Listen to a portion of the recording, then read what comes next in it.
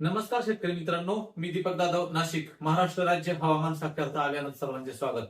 आज 24 मे 2026 सकाळीच मी animation video दिला, परंतु कमेंट जर बघितल्या तर मला पुन्हा व्हिडिओ द्यावा लागला. तर बघा मित्रांनो, बऱ्याच शंका आहे. आता त्या शंका सगळ्या आज आपण दूर करू. त्या विदर्भ, मराठवाडा, पश्चिम महाराष्ट्र, उत्तर महाराष्ट्र, दक्षिण महाराष्ट्र, कोकणातील सगळ्याच शेतकरी बांधवांच्या आहे. तर बघा, काल आयएमडीने northern limit of south west मान्सूनची जी क्रॉस रेष आहे ती ओलांडली. तर जी लिमिट असतं 26 मे जे सांगितलं होतं, तर त्याच्याही पलीकडे जाऊन काल, आज बघा 24 मे अपडेट. तर साधारणपणे केरळच्या अगदी जवळ येऊन ठेपलाय पाऊस. कन्याकुमारी कोमोरिन द्वीपसमूहामध्ये दक्षिण पश्चिम मान्सून हा अगदी बघा, इकडे अंदमान संपूर्ण क्रॉस करून त्यानंतर दक्षिण अंदमान आणि इकडे अरबी समुद्राचा जो काही दक्षिण पश्चिम भाग आहे तो पूर्णपणे व्यापलाय. तर आता बघा, मान्सून साधारणपणे आज आज 24 तारीख, आज आधी पावसाचा अंदाज बघून घेऊया आपण आधी आणि मग दुसऱ्या चर्चा आपण त्या ठिकाणी करू.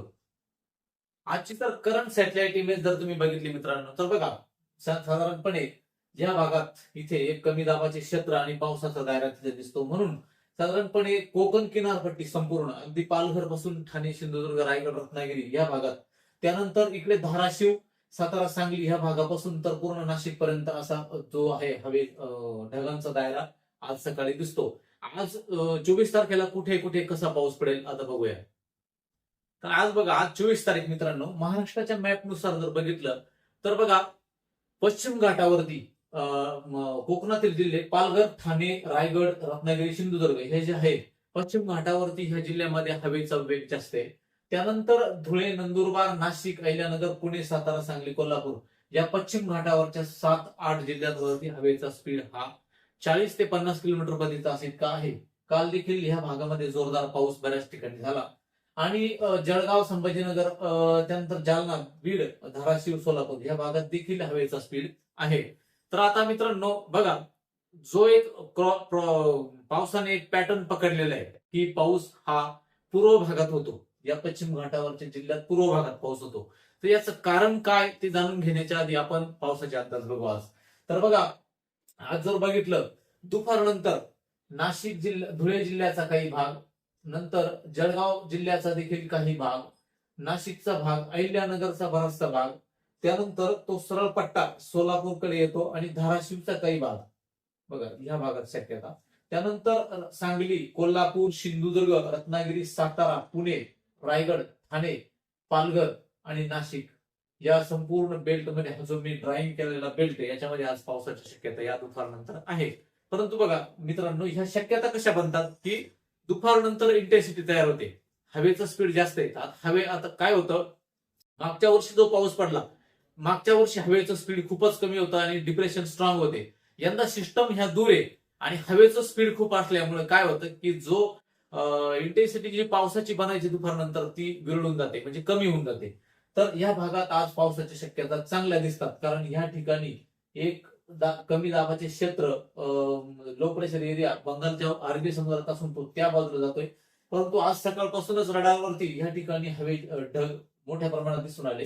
त्यानंतर सेकंडरी शक्यता जर पाहिली तर बीड, परभणी, जालनाचा काही भाग, लातूरचा काही भाग, नांदेडचा काही भाग, हिंगोलीचा काही भाग, बुलढाण्याचा काही भाग, जळगावचा काही भाग या भागात देखील आज पावसाच्या शक्यता या दिसतात. हा अंदाज सगळ्यांनी लक्षात घ्या, कारण आज पावसाची इंटेन्सिटी आज आणि उद्या 25 तारखेपर्यंत आहे. त्यानंतर मात्र उद्या 25 तारखेला थोडासा विदर्भाकडे देखील पावसाची शक्यता ही सरकते 25 तारखेला या भागात देखील आहे.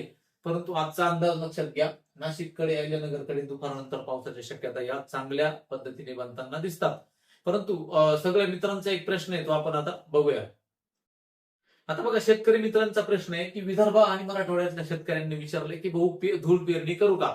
तर बघा, सर्व शेतकरी वर्गांना एक सांगतो मी की कुणीही धूळ पेरणी करू नका. धूळ पेरणी म्हणजे काय, पाऊस मराठवाड्यामध्ये, विदर्भामध्ये मोठे क्षेत्र आहे, अगदी ट्रॅक्टरचा दम करतात इतकी मोठी शेती आहे. आणि त्या शेतीमध्ये काय होतं, पाऊस पडल्यानंतर पेरणी ती अशक्यप्राय होऊन जाते. म्हणून काही ठिकाणी लोक आधीच कोरड्यात पेरून देतात, त्यानंतर वाफे देखील ओढतात, सऱ्या ओढतात आणि नंतर मग काय होतं, पाऊस आल्यानंतर ते कामं अतिशय कमी होतात. परंतु यंदा धूळ पेरणी कोणीही करू नका, लक्षात घ्या तुम्ही. जरी पाऊस चांगला असला तरी धूळ पेरणी करू नका, कारण एल्निनोच्या प्रभावामध्ये पावसात व्हेरिएशन असतं. एक पाऊस झाल्यानंतर लगेच पेरणी करा, लक्षात घ्या. म्हणून मराठवाडा आणि विदर्भातल्या शेतकऱ्यांनी जो या भागामध्ये त्या ठिकाणी सोयाबीन, कापूस हा मोठ्या प्रमाणात असतो, करडई वगैरे, तर त्या सगळ्या शेतकऱ्यांनी त्या भागामध्ये धूळ पेरणी करू नका, पाऊस झाल्यानंतरच पेरणी करा. आता दुसरा प्रश्न असा की मराठवाड्यात, विदर्भात पाऊस कधी येईल? तर बघा मित्रांनो, ह्या सिस्टीम मध्ये विदर्भाकडे पाऊस कमी आहे सध्या. मराठवाड्याच्या पॅचेस नंतर मराठवाड्यामध्ये देखील पाऊस कमी आहे, तो कमी पॅचेस मध्ये पाऊस पडतोय. परंतु पाऊस कुठल्या भागात पडतोय बघा, सातारा, सांगली, कोल्हापूर, सोलापूर, पुणे, अहिल्यानगर, नाशिक या भागात पडतोय. परंतु तो पाऊस वाटत असेल पाऊस खूप होतो, पण तो झाला त्या ठिकाणी होतो, अगदी 10-5% ठिकाणी होतो, बाकीचा भाग कोरडा राहतो. आणि बघा मित्रांनो, तसं जर पाहिलं तर मे महिन्यामध्ये पूर्वीचा काळ आठवा, 20-25 वर्षापूर्वीचा, की मे महिन्यात तितकं काही पाऊस पडत नाही. हा पूर्वमोसमी पाऊस असतो आणि हा सगळीकडे पडत नाही, लक्षात घ्या. जर कमेंट वाचल्या की भाऊ कोपरगावला पडेल का, कोळपेवाडीला पडेल का, किंवा अजून 40गावला पडेल का, तर शेतकऱ्यांचे प्रश्न असतात, जालन्याला पडेल का, संभाजीनगरला पडेल का, सोलापूरला पडेल का, सांगलीला पडेल का, किंवा नागपूरकडे पडेल, हे जे प्रश्न असतात. तर ह्या काळामध्ये हे पाऊस साधारणपणे सर्वदूर पडत नाही, लक्षात घ्या. जिकडे स्थानिक वातावरण तयार होतं तिकडे पडतात. दुसरा मुद्दा, अजून एक मुद्दा असा की ज्या भागामध्ये साधारणपणे जर तुम्ही बघितलं तर पालघर, ठाणे, रायगड, रत्नागिरी जेव्हा सिस्टम नसतात त्यावेळेस या भागात पाऊस पडत नाही, लक्षात घ्या. कारण त्या ठिकाणी टेम्परेचर हे कमी असतं. पाऊस, जर आता एक उदाहरण देतो तुम्हाला, काल नाशिक जिल्ह्याच्या पूर्व भागात 4 दिवसापासून पाऊस पडतोय. येवल्याचा काही भाग, नांदगावचा काही भाग, चांदवडचा काही भाग. तो का पडतोय? तर पश्चिम बाजूला ज्या वेळेस 8 दिवसापूर्वी टेम्परेचर 44 होतं पूर्व भागामध्ये, त्यावेळेस मात्र पश्चिम बाजूला तापमान हे 38-37 अंश सेल्सिअस होतं. इतका तापमानाचा एकाच जिल्ह्यात फरक आहे मित्रांनो. तसेच बाकीच्या जिल्ह्यातही तीच कंडिशन आहे बऱ्याच भागामध्ये. त्यामुळे ज्या जिल्ह्याच्या पूर्व भागामध्ये तापमान जास्त आहे, त्यामुळे तिकडे स्थानिक वातावरण तयार होतं आणि तिकडे पाऊस पडतो. म्हणून नाशिकच्या दिंडोरी वगैरे, नाशिक भागातील शेतकऱ्यांची कॉलेजचे भाऊ आमच्याकडे पाऊस कधी, तर पाऊस न पडण्याचं कारण एक की टेम्परेचर पूर्व भागात जास्त आहे आणि तितकीशी सिस्टीम नाही. परंतु आज मात्र सिस्टम दिसतात. बघू आज दुपारनंतर काय होतं, रडार सांगेल होतं आपल्याला. परंतु पूर्व आणि पश्चिम भागाचा अंतर तुमच्या लक्षात आला असेल. धूळ पेरणी कोणी करू नका, ते देखील मी त्या ठिकाणी सांगितलंय. आणि त्यामुळे हा अंदाज सगळ्यांनी लक्षात घ्या आणि त्यानुसार कामाचं नियोजन करा. हा एक भाग आहे. आता पुढच्या ज्या सिस्टम आहे, मी सकाळी सांगितले की बंगालच्या उपसागरात एक कमी दाबाचं क्षेत्र निर्माण होणार आहे. 24, 25, 26 पर्यंत जेमतेम पावणी, 27, 28, 29 थोडा गॅप दिसतो 30 पर्यंत. परंतु स्थानिक कुठेतरी क्वचित होऊ शकते 28, 27, 28 ला. मात्र 31 तारखेनंतर पुन्हा एकदा पावसाच्या सिस्टम या संपूर्ण महाराष्ट्रामध्ये वाढताना दिसत आहे. 31 तारखेपासून 1, 2, 3 जोरदार पाऊस होणार आहे, लक्षात घ्या. त्या काळात कदाचित मान्सून आपल्याकडे सिंधुदुर्ग, रत्नागिरी, साताऱ्यापर्यंत आलेला असेल, लक्षात घ्या, 2 तारखेपर्यंत. आणि 7 तारखेला मान्सून मुंबईच्या किनारपट्टीच्या 7 तारखेच्या आधीच येण्याची शक्यता आहे. संपूर्ण ऑनसेट मान्सून हा 10